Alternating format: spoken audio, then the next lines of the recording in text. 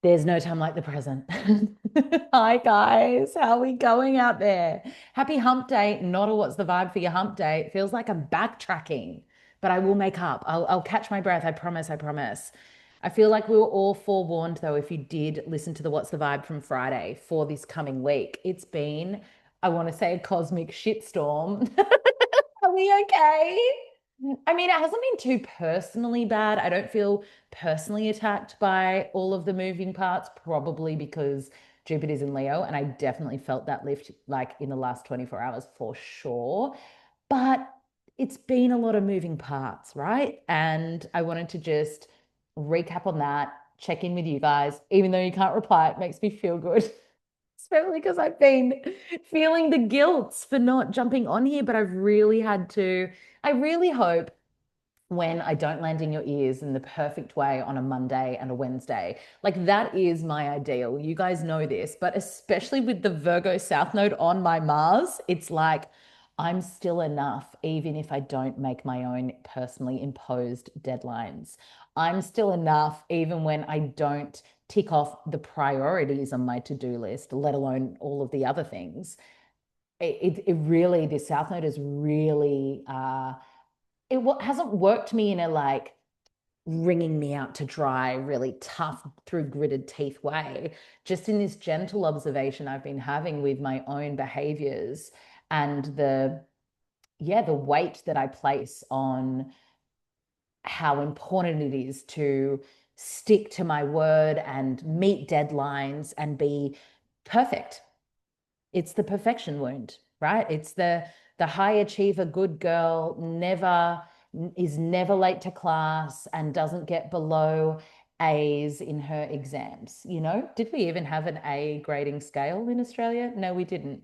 Hundreds or 90s, So it's been this subtle undercurrent for me. And you guys will have noticed it. I was so Monday, Wednesday, need to, not just to be consistent with you guys and to follow through with my word, but also to work with the algorithm and make the top charts. And, the algorithm in podcast world loves when you're consistent, when it can predict when you're releasing episodes. And the reality is, especially in recent weeks, the podcast is my work priority, yes, but it's also one of the biggest things that has to drop off my to-do list when life gets in the way, because there is no one else doing this but me. There is no one editing this for me. This is in my free time. This is when I sit down and actually have the not just the physical space in my calendar, but the energetic and mental capacity to show up. And sometimes that's not a Monday or a Wednesday. I'm speaking this out to almost like get myself off the hook, because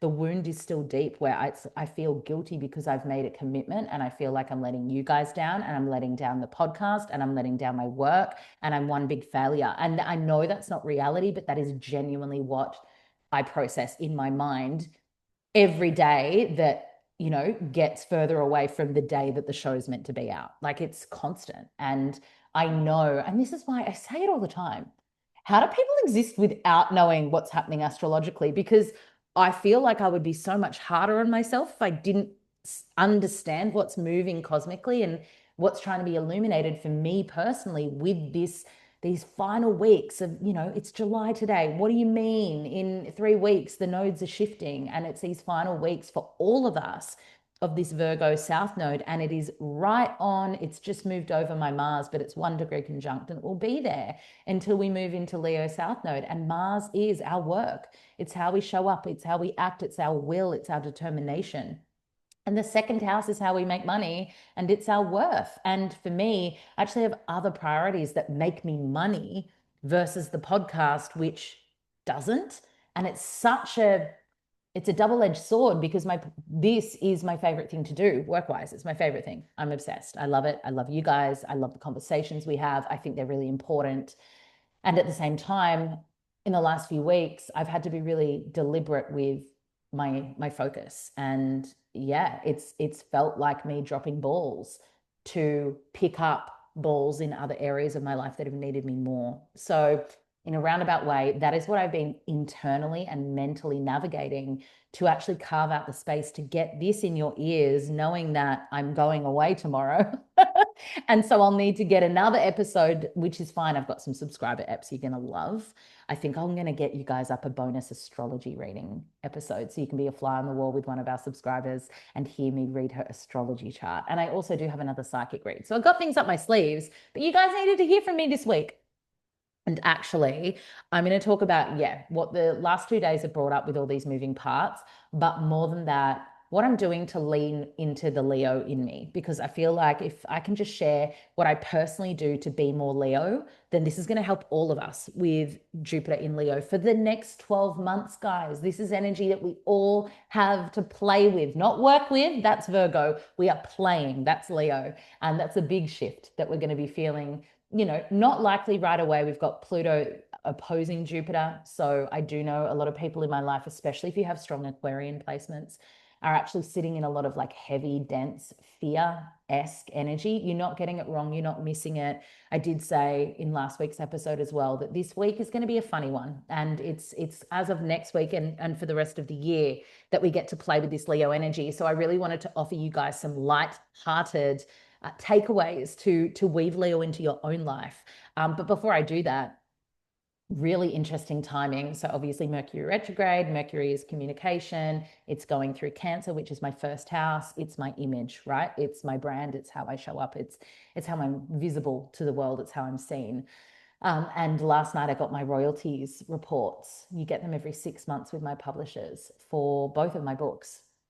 Guys, now I'm talking to this very transparently and from a very neutral place. And I don't know what has neutralized it specifically, because I think if this was 6 months, a year ago, there would have been charge, but there isn't. Like, I feel really solid. But my second book is regressing even more.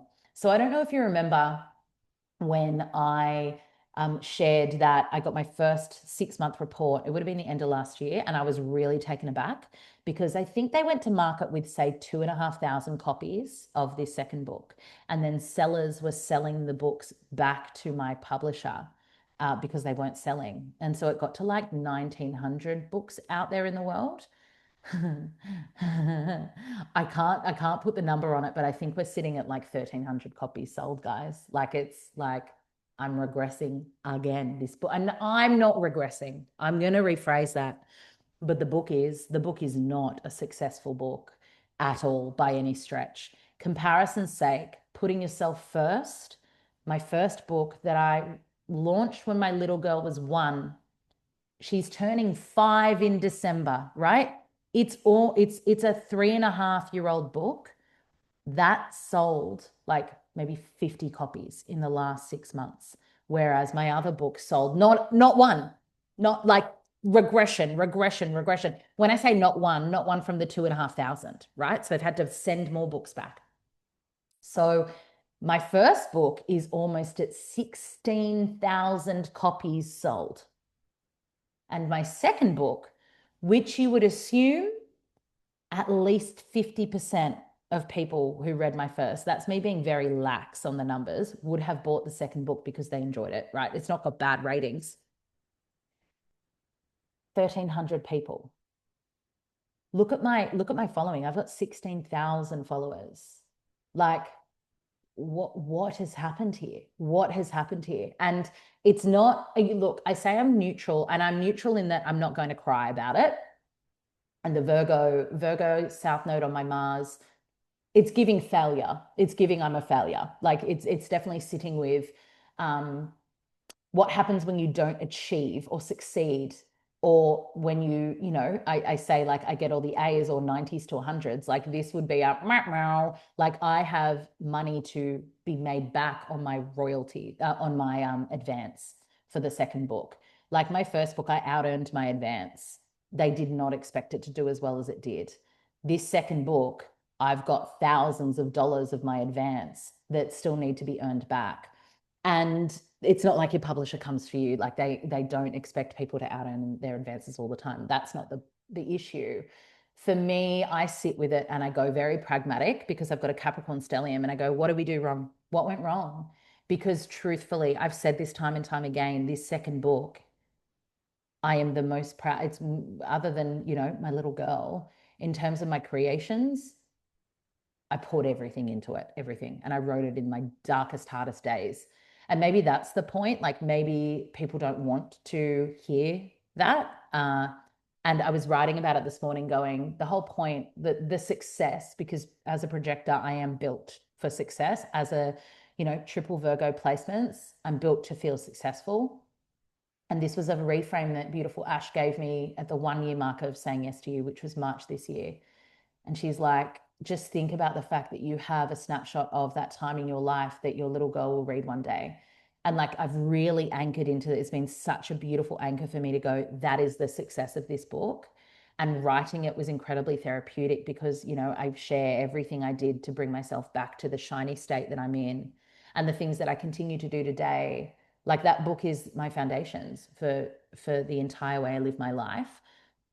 And I think the piece I've had to really reconcile is maybe it was never going to be successful in the ways that I had expected it to be, because I didn't expect my first book to do as well. And if I compared them both, I would refer 9.5 out of 10 people to the second book over the first, to be honest. And so that's where I'm kind of sitting with, and also logistically, like, what did my publishers get wrong too? It's not just on me, because the thing is, this is a sales issue. This is a getting the book in front of the right people to convert into sales. That's not all on me, because if anything, from the first book to the second book, my audience has grown, my community has grown. I've got the podcast back again. Like, the math ain't mathing, something isn't working. My first book was in Kmart. This book isn't. I don't know why. No one told me why. Maybe I should ask that question. Being a bit projector bitter here, but let me be bitter. Here's me going like, there's no charge. Clearly there's charge. I just haven't spoken it out. But the charge isn't sadness or disappointment in myself. I know I've done everything I could with that book. And I really do also like back myself in that I'm in this season of moving forward, not looking back. But obviously my future is in writing. It's what I'm here to do. Write and speak, write and speak. When my little girl goes to school, you bet I'm writing more books. I mean, I've got my children's book coming out next year in September. They've pushed the date back, guys. I know I said February. It's actually in September. It's getting annoying. Anyway, it's fine. It will come out when the time is right. And I have neutralized all of this anger. I'm publishing. I guess this is good behind the scenes for any of you who want to be a published author. It ain't all sunshine and rainbows, let me tell you. And you got to find the right people to work with. And I feel like there's just been a mismatch and a misunderstanding in what this book was about. I think I've said to you guys before, I never wanted to call it the People Pleaser's Guide. This is not a book about people pleasing. And I really do think that that's been the thing that hasn't worked in my favor. People have already read a book about people pleasing. You don't want to read a second one. You've already got the juice. This is a nervous system book. And yeah, I really do think that that's let me down. It's a nervous system and energetic book. And the fact that I didn't get an audiobook deal for this book, because they released the audiobook for my first book the day after they launched the second book.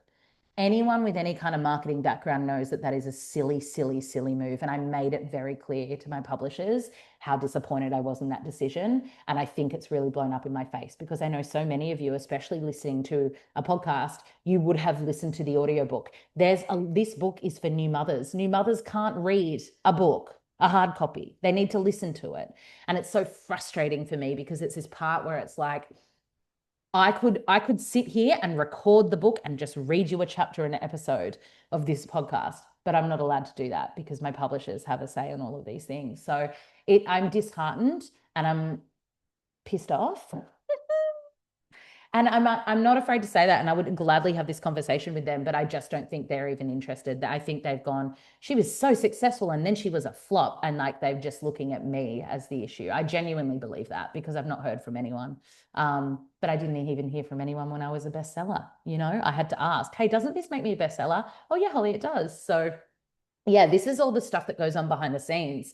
And yeah, from a place of a little bit of bitterness. And I guess for me, I do have Capricorn, that my Capricorn stellium's in the 7th house, and the 7th house is partnerships.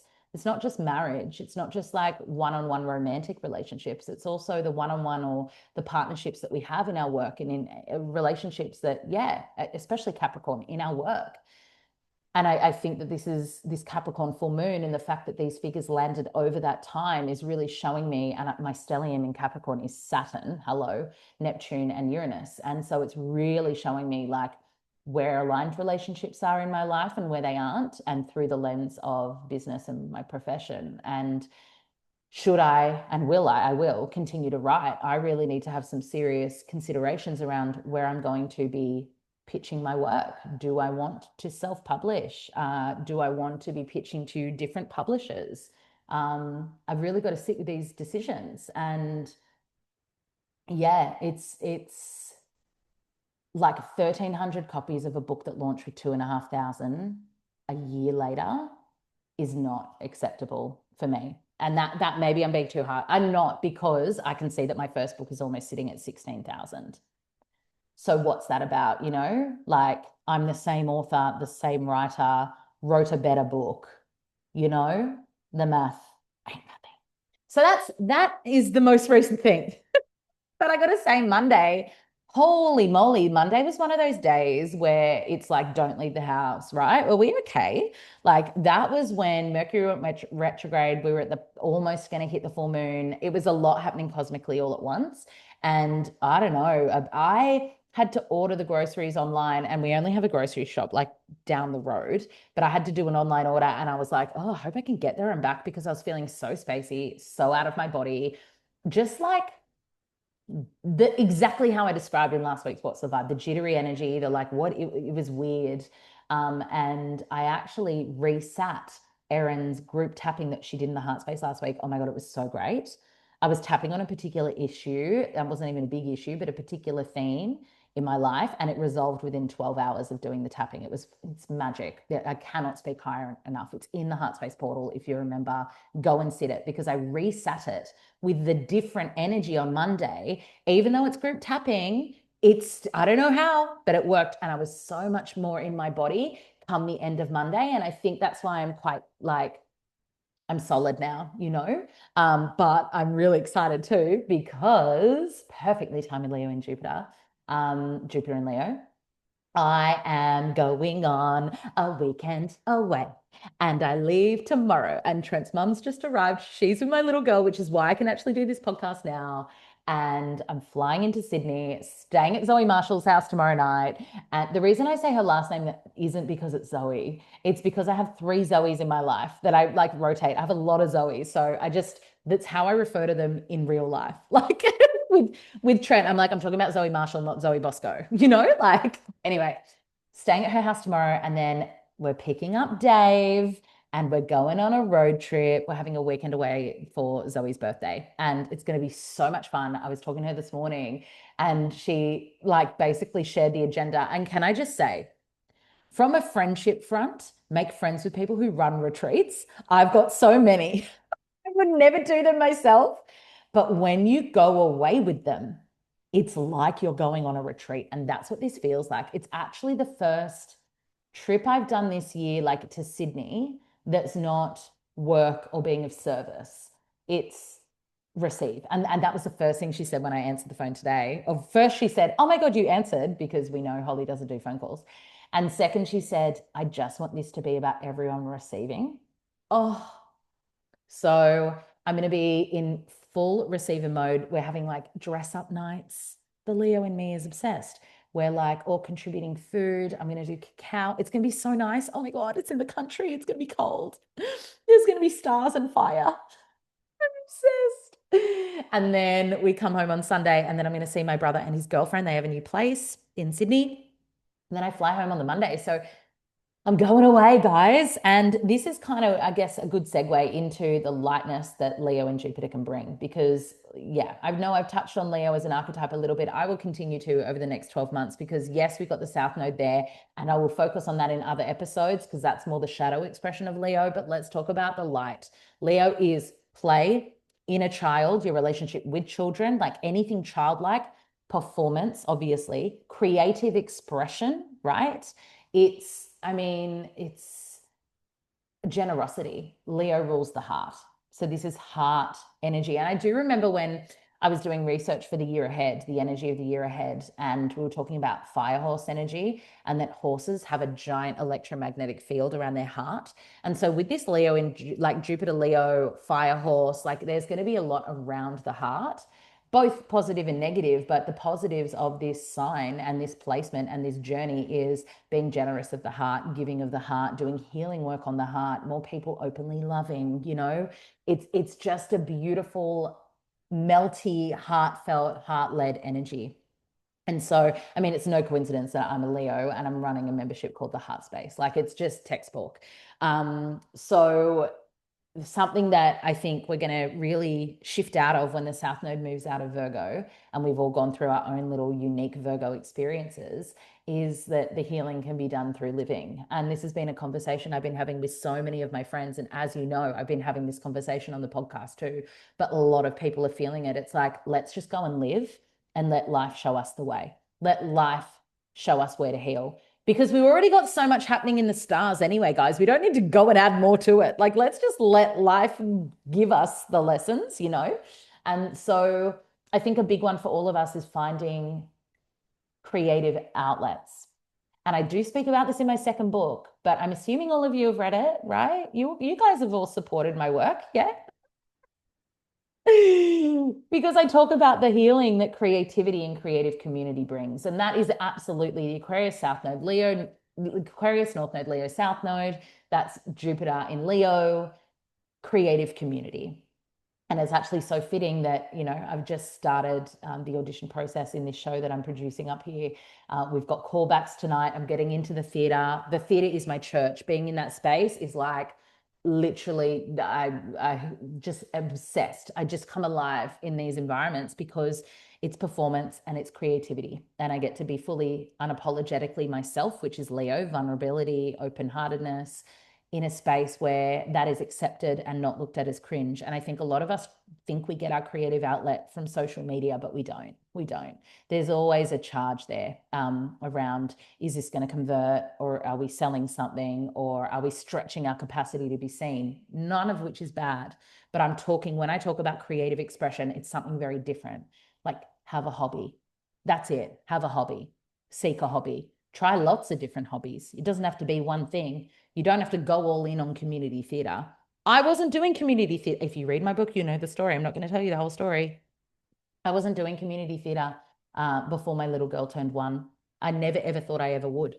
But I knew that something had to change in my life because there's this thing called identity diversification. I think it was Tim Ferriss that spoke about this. And it's people who have the biggest identity moments of crisis in their lives. So when you meet a moment like matrescence or any kind of identity dissolution, it's because we don't have identity diversification.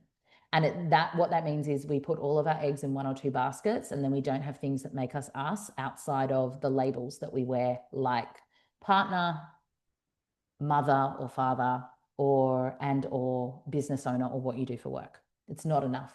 And this is why you see so many women hitting, perimenopause or menopause. Their kids have grown up.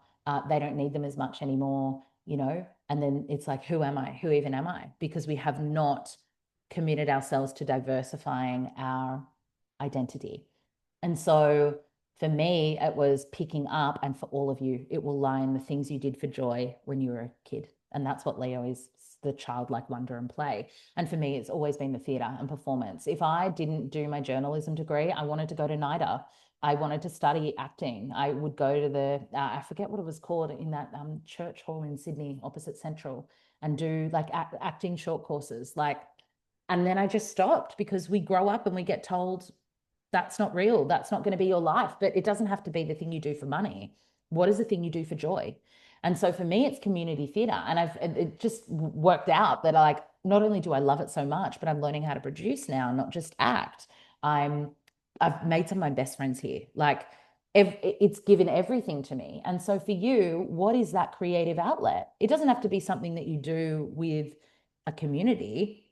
It could be, I saw Erin. Erin is prime example. Erin Lashley. Shout out Erin. She is doing it amazing, by the way, like phone, break up with your phone, get away from your phone. I think it's called Presence. EFT 3 weeks, highly recommend if you're finding like too much screen time. It's really reasonably priced. I'll pop it below. But she's been sharing like she's getting into beading, right? Like there's a hobby that replaces and that's a creative outlet, right? We've forgotten how to have hobbies. And it's like the side quests, right? I find the most interesting people are the ones that do like random things. It's like, oh, you also do fencing, like sick. Or oh, you bake, you go to cooking school on the weekend. Like, what is your creative thing? This is going to be the juice of the next 12 months. Like finding joy and diversifying your identity outside of the mundane and the same old. Leo wants color and vibrancy and play. It's the time to do the dance class you've been putting off, or those singing lessons you keep avoiding, like performance, performance, performance. Maybe you want to learn how to like do short film, or maybe there's a creative story on your heart. You want to learn how to do poetry, like whatever it is. Actually, you know what? We're probably going to see a surge in people sitting the artist's way. Great time to do the artist's way, because this is about if you have any blocks, when I'm talking about creativity and you're going, well, I'm just not creative, I can't paint. I hear it all the time in my readings, guys. And a lot of the time, this book comes through for people who do have a creative block. So if it's you, look up The Artist's Way.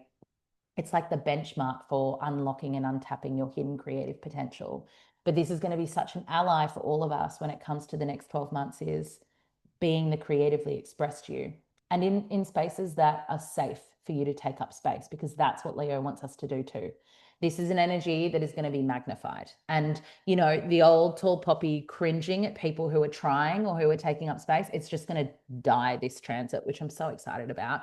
Like, we are going to be celebrating people more. And that is something to definitely do in this season. Celebrate yourself and your wins. And that could be buying yourself a beautiful bunch of flowers when you had a really hard conversation with someone, or that could be saying in a conversation with a loved one, I'm really proud I did this thing today. Like that coming into our vernacular more. I'm proud, I'm celebrating, complimenting people, something that I just do naturally. And I forget people don't do it and people get weird about it. Like if I see someone wearing something beautiful walking past and be like, oh my God, your dress, I love it. Like it's such a Leo thing, right? It's so Leo coded, but more people, we need to be doing this.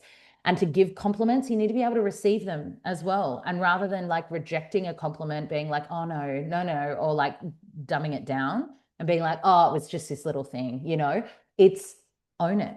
Thank you so much. That means a lot to me. Or like, oh, thanks. And like sitting in the discomfort of receiving the compliment.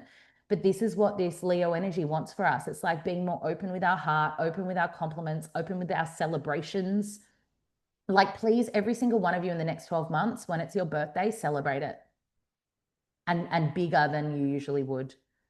You know when it's Leo season because you're seeing your friends on the tables at the karaoke bars, dressing up, having the weekend long birthday extravaganzas. You can see it. And there's so much deconditioning to be done around feeling worthy of celebrating on your own birthday. I've got friends who it's like the hardest day for them to actually accept celebration. That's a Leo wound. So, something that you can all do as a takeaway is the next birthday you have in the next 12 months, what are you going to do to properly celebrate yourself and the fact that you are living this amazing life? It doesn't have to be pay attention to me, look at me, 50 people at a dinner party. It can be go off, but it can literally be okay, no, I'm gonna ask for what I want, which is I would love to have dinner at this beautiful place, or I'd love to have this cake for my birthday, and like take a moment to reflect on the last 12 months and everything I'm proud of. It could be that simple. Do we need to learn how to celebrate birthdays? Is that something? Because I'm like, I've got all the ideas. Sunrise cacao on the day you were born, on the morning you were born, taking in the gifts of the morning and the day and the year ahead. Stunning. Writing a letter to the last decade, thanking it for all the lessons if you're entering like your 40s or your 30s or your 50s, and then saying a letter of goodbye to that past decade, and then a list of all the experiences, not that you want to have, that you will have in the next decade, thanking those experiences for landing. I love being born on the 8/8 portal because everyone's kind of manifesting, so it feels supercharged. But yeah, some sort of manifestation ritual on your birthday. Obsessed. Being around your favorite people. This is another like just Leo hack for healing. That's what I should call this episode. Leo hacks for healing. Being around people who make you laugh, being around people that are very open-hearted and generous in their capacity to hold you in hardship, being around people who celebrate you, being around people who want to get dressed up when you want to get dressed up and go out for margaritas on the weekend. Did that with Cass. Also did that with I didn't have margaritas with Kel, but me and my friend Kel went out. She's also a Leo. The day that Jupiter went into Leo, we're like, we need to have lunch on that day. Like we need to anchor in. And we were just hyping each other up. And then we left and we were both like, oh my God, you're my cheerleader. You're my cheerleader. It's like these are the people to carve out the space and time for in this next 12-month transit because we know this, it's so personal development of me, but you are the sum total of the 5 people you spend the most time with. Who are those 5? And are they celebrating you, celebrating life, not cringing, but like gassing you up when you're doing like good stuff in your life? Are they creatively expressed? Are they in their heart? Do they like to get dressed up and go for a dance if that's what you want? These are it's all Leo medicine. Something even more simple. Have you got your high vibes playlist on tap? It's so funny. It's like the last few days, it's what I've been gravitating toward, my high vibes playlist. I'll pop the link below. It's basically just bangers from the noughties. It's like old school. But it makes me feel so happy when I listen. And the last few days, it's where my energies wanted to go. I haven't listened to it in months, if not a year, maybe ad hoc, but every day I'm like, oh, high vibes playlist, high vibes playlist. Like, this is what this energy is about. And it's not overriding the fact, like the hardship of life, not at all. In fact, you'll find Leos are the most honest and in shadow can be the most dramatic about hardships. It's not that, but it's like life is here to be celebrated and lived. You've only got this one. I mean, we have many lives. We know this. But right now in this human form, you've only got the one. So, like, how do you play? How do you laugh? When are you doing these things? How can you carve more time out for these things? Maybe you need to be a bit Virgo about it. Maybe you need to like make a plan for the next 3 months. Don't even do the next year. Where is you going to go see some live art?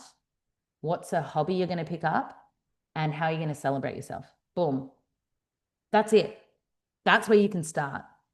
So interesting because I could talk about this forever, but I'm realizing as I'm speaking it out, this is an uncomfortable conversation for you guys. Hey, I mean, I'm not going to get the feedback. Please let me know in the comments. Like, is this uncomfortable for you? Because I'm feeling that. I'm like, oh, don't go too hard hole. Like, I almost need to park it here and then continue to reintroduce these themes in the coming weeks and months. But this is a really good starting point because this is how we work with energy, right? Rather than like letting it have its way with us, we can actually be in this beautiful dance with it. So some food for thought as we spend these next 12 months in with Jupiter in Leo. It's going to be, you're not going to be able to help yourself but feel the effects, whether you actively work with the energy or not. It's a time that it's the transit that I've most been looking forward to in a very, very, very long time. It's like, oh my God, bring it on. It's going to be so great. So on that, I'm going to leave it there. What I'm going to do is I'm going to schedule a bonus episode to come out later this week. So you still get your 2 episodes this week. And I'm coming back on Monday. So realistically, you're not going to get an ep from me until Tuesday next week anyway. But you can imagine I will have some stories after this weekend, which is going to be so fun. So Leo coded, actually, even though Zoe's a Gemini, it's very Leo coded of her. All right. Love you guys. Mwah. Thank you for being patient with me. I'll be back in your ears later this week.